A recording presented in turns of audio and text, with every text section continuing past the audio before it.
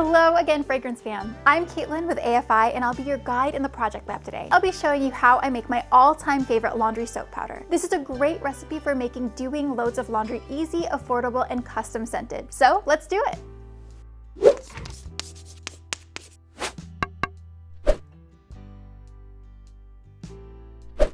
The most important component of laundry soap is, well, the soap.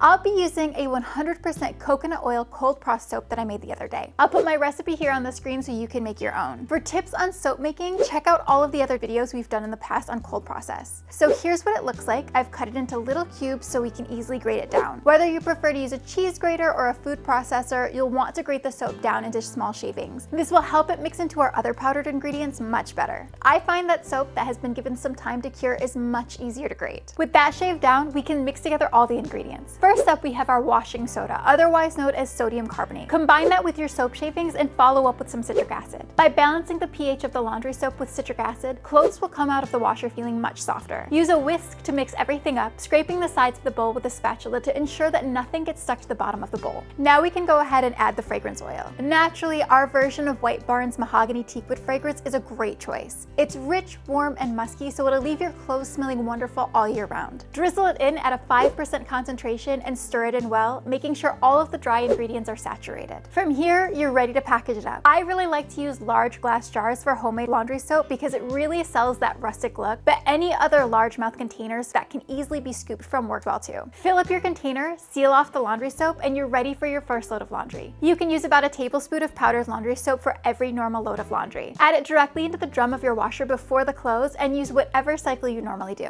Homemade laundry soap has become a big deal in recent years thanks to its unique charm and possibilities for customization. It's really easy to throw together, especially if you already have a bunch of cold processed soap on hand. Rebatching your odds and ends into laundry powder minimizes waste and saves you money. What do you guys think of powdered laundry soap? If you want to make your own, let us know if you have any questions in the comments down below and subscribe for more tutorials like this. Don't forget, we have tons of cold processed soap inspiration videos on our channel if you need help getting started. Subscribe and like this video to become a member of the Fragrance Fam, and I'll catch y'all the next time I'm here in the AFI Project Lab. Until then, I'm Caitlin and I'll see you soon. Bye!